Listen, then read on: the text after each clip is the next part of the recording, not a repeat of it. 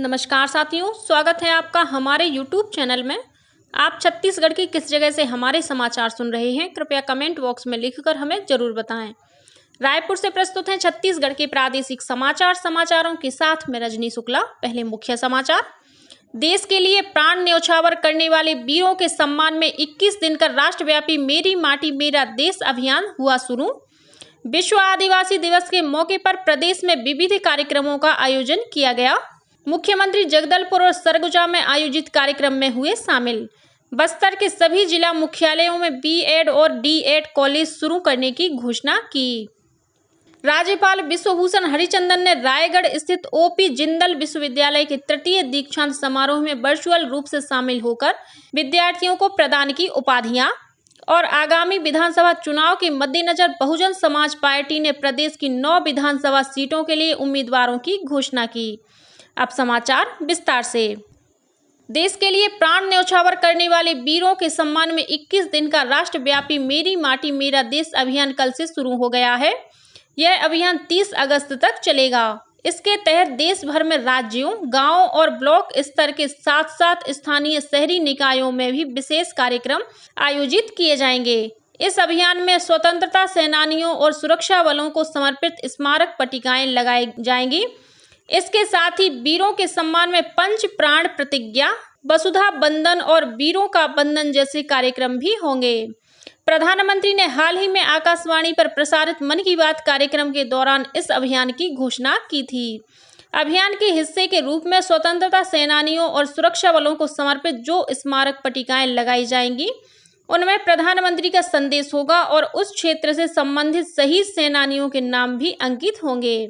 अभियान के तहत एक अमृत कलश यात्रा भी निकाली जाएगी, जिसमें दिल्ली में अमृत वाटिका बनाने के लिए 7,500 कलशों में देश के कोने कोने से मिट्टी लाई जाएगी। यह अमृत वाटिका एक भारत श्रेष्ठ भारत की प्रतिबद्धता का प्रतीक होगी। यह अभियान 12 मार्च 2021 को शुरू हुए आज़ादी का अमृत महोत्सव का समापन कार्यक्रम है। आज़ादी का अमृत महोत्सव में व्यापक सार्वजनिक भागीदारी देखी गई। इस अवधि में देश भर में 2 लाख से अधिक कार्यक्रम आयोजित किए गए। कल विश्व आदिवासी दिवस के मौके पर प्रदेश के सभी जिला मुख्यालयों में विविध कार्यक्रमों का आयोजन किया गया। मुख्यमंत्री भूपेश बघेल जगदलपुर में आयोजित विश्व आदिवासी दिवस कार्यक्रम में शामिल हुए। इस दौरान मुख्यमंत्री ने बस्तर जिले के लिए 637 करोड़ रुपए के विभिन्न विकास कार्यों का लोकार्पण और भूमि पूजन किया। मुख्यमंत्री ने इस मौके पर बस्तर संभाग के सभी जिला मुख्यालयों में बीएड और डीएड कॉलेज शुरू किए जाने सहित अनेक घोषणाएं की। इनमें शासकीय महाविद्यालय तोकापाल और लोहंडीगुड़ा में छात्रावास निर्माण, जगदलपुर के धर्मपुरा में पुलिस थाना भवन निर्माण, आदिवासी समाज के रोजगार संवर्धन के लिए शासकीय चिकित्सा महाविद्यालय, जगदलपुर में इंडोर स्टेडियम निर्माण सहित कई स्थानों पर सड़क और पुल पुलियों का निर्माण शामिल है। इस मौके पर मुख्यमंत्री ने 5,633 ग्राम पंचायतों को आदिवासी परब सम्मान निधि की दूसरी किस्त के रूप में करीब 2 करोड़ 81 लाख रुपए से अधिक की राशि जारी की। मुख्यमंत्री श्री बघेल ने कहा कि हजारों साल से जंगल से आदिवासियों का नाता रहा है। जो जंगल आज है वह आदिवासी भाइयों के कारण ही बचे हुए हैं। आदिवासी लोग ही उनके साथ जीवन यापन करते हैं और उसे सुरक्षित रखते हैं। इस मौके पर मुख्यमंत्री ने जगदलपुर स्थित जिला न्यायालय चौक का नामकरण करते हुए इस चौक का नाम भूमकाल चौक करने की घोषणा की। कार्यक्रम के दौरान मुख्यमंत्री ने Bastar academy of dance art and literature, बादल की स्टूडियो और वेबसाइट का शुभारंभ किया। इसके साथ ही उन्होंने बादल की त्रैमासिक पत्रिका कांगेर घाटी की 15 गुफाओं पर आधारित कॉफी टेबल बुक और आमी आम बस्तरिया लोकगीत के वीडियो का भी विमोचन किया। मुख्यमंत्री ने काकतीय कॉलेज ग्राउंड जगदलपुर में विभिन्न विभागों द्वारा लगाए गए स्टॉलों का अवलोकन भी किया। वहीं मुख्यमंत्री जगदलपुर के बाद सरगुजा के सीतापुर में विश्व आदिवासी दिवस के मौके पर आयोजित मुख्य कार्यक्रम में भी शामिल हुए। इस मौके पर उन्होंने 334 करोड़ 23 लाख रुपए की लागत के विकास कार्यों का लोकार्पण और भूमि पूजन किया। कार्यक्रम में मुख्यमंत्री ने 696 हितग्राहियों को वनाधिकार पत्र, विभिन्न शासकीय योजनाओं के तहत 27,000 से अधिक हितग्राहियों को आवश्यक दस्तावेज, सामग्रियों और सहायता राशि के चेक का वितरण किया। मुख्यमंत्री ने अंबिकापुर में शासकीय बीएड कॉलेज की स्थापना करने के साथ ही जिले के सभी 20 सीटर आदिवासी छात्रावासों को 50 सीटर करने की घोषणा की। मुख्यमंत्री ने अनुसूचित जनजाति समुदाय की विशिष्ट प्रतिभाओं को सम्मानित भी किया। विधानसभा अध्यक्ष डॉक्टर चरणदास महंत जांजगीर चांपा में आयोजित विश्व आदिवासी दिवस कार्यक्रम में शामिल हुए। वहीं राजधानी रायपुर के शहीद स्मारक भवन में आयोजित कार्यक्रम में नगरीय प्रशासन मंत्री डॉक्टर शिव कुमार डहरिया शामिल हुए।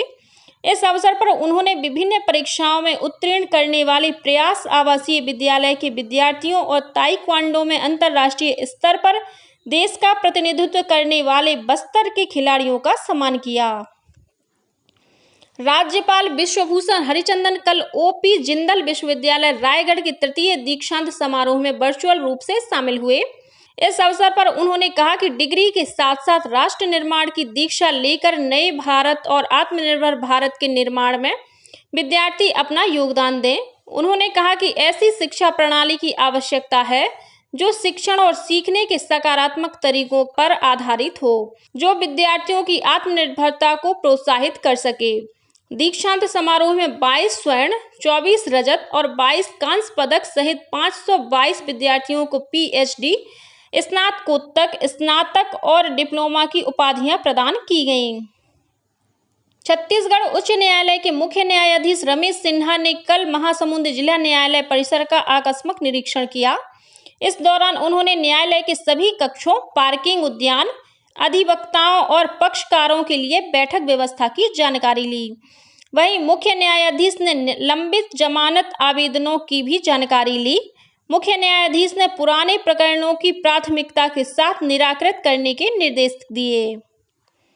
आगामी विधानसभा चुनाव के मद्देनजर बहुजन समाज पार्टी ने प्रदेश की 9 विधानसभा सीटों के लिए उम्मीदवारों की घोषणा कर दी है। इनमें मस्तूरी विधानसभा क्षेत्र के दाऊ राम रत्नाकर, नवागढ़ के लिए ओम प्रकाश वाजपेयी, जांजगीर चांपा सीट के लिए राधे श्याम सूर्यवंशी, जैजैपुर से केशव प्रसाद चंद्रा को उम्मीदवार बनाया गया है। वहीं इंदू बंजारे को पामगढ़, डॉक्टर विनोद शर्मा को अकलतरा, श्याम टंडन को बिलाईगढ़, रामकुमार सूर्यवंशी को बेलतरा और आनंद तिग्गा को सामरी विधानसभा क्षेत्र का प्रत्याशी घोषित किया गया है। प्रदेश के लोगों को बेहतर स्वास्थ्य सुविधा मुहैया कराने के उद्देश्य से आयुष्मान कार्ड बनाए जाने के मामले में छत्तीसगढ़ का धमतरी जिला राज्य में दूसरे स्थान पर है। जिले में बीते 4 और 5 अगस्त को स्कूलों, छात्रावासों, आंगनबाड़ी केंद्रों, राशन दुकानों सहित अन्य सार्वजनिक स्थलों में विशेष अभियान चलाकर 9,700 से अधिक आयुष्मान कार्ड बनाए गए। गौरतलब है कि आयुष्मान कार्ड बनवाने के लिए आधार कार्ड या राशन कार्ड होना अनिवार्य है। प्रदेश में सड़क हादसों को कम करने के लिए छत्तीसगढ़ पुलिस ने एक नई पहल की है। इसके तहत सड़क सुरक्षा पर केंद्रित लघु फिल्मों के माध्यम से लोगों को जागरूक किया जाएगा।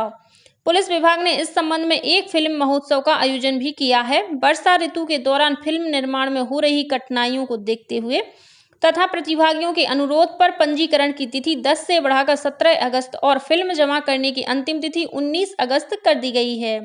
और अब कुछ अन्य खबरें संक्षेप में। शिक्षक सीधी भर्ती में व्याख्याता पद के लिए द्वितीय चरण अभ्यर्थियों की ऑनलाइन काउंसलिंग शुरू हो गई है। यह काउंसलिंग 15 अगस्त तक चलेगी। राज्य की शासकीय औद्योगिक प्रशिक्षण संस्थाओं में प्रशिक्षण अधिकारियों के विभिन्न रिक्त पदों की पूर्ति के लिए व्यापम द्वारा आयोजित चयन परीक्षा के परिणाम घोषित कर दिए गए हैं। इन पदों पर नियुक्ति के लिए ऑनलाइन काउंसलिंग शुरू हो गई है, जो 16 अगस्त तक चलेगी। संस्कृति विभाग द्वारा मुख्यमंत्री लोक कलाकार प्रोत्साहन योजना के तहत प्रदेश के कलाकारों से 25 सितंबर तक प्रविष्टियां आमंत्रित की गई हैं। छत्तीसगढ़ माध्यमिक शिक्षा मंडल द्वारा आयोजित हाई स्कूल एवं हायर सेकेंडरी सर्टिफिकेट पूरक परीक्षा का परिणाम घोषित कर दिया गया है। परीक्षा परिणाम छत्तीसगढ़ माध्यमिक शिक्षा मंडल की वेबसाइट पर देखा जा सकता है। छत्तीसगढ़ मदरसा बोर्ड द्वारा मदरसा शिक्षा के विकास के लिए कल से 2 दिवसीय राज्य स्तरीय कार्यशाला रायपुर में शुरू हुई। छत्तीसगढ़ राज्य ओपन स्कूल द्वारा आयोजित हाई स्कूल और हायर सेकेंडरी परीक्षा में प्रवेश की अंतिम तिथि 14 अगस्त तक बढ़ा दी गई है। पहले यह तिथि 15 जुलाई निर्धारित थी। जांजगीर चांपा जिले के खोकसा गांव में मां बेटे 4 पहिया वाहन की चपेट में आ गए। इस हादसे में बेटी की मौके पर ही मौत हो गई। वहीं मां की हालत गंभीर बताई जा रही है, जिसे इलाज के लिए अस्पताल में भर्ती कराया गया है। घटना के बाद वाहन चालक फरार हो गया और राजनांदगांव जिले के ग्राम सुरगी में खेत में काम करने के दौरान करंट लगने से एक बुजुर्ग किसान दंपत्ति की मौके पर ही मौत हो गई। इसी के साथ छत्तीसगढ़ के समाचारों का ये बुलेटिन समाप्त हुआ। नमस्कार।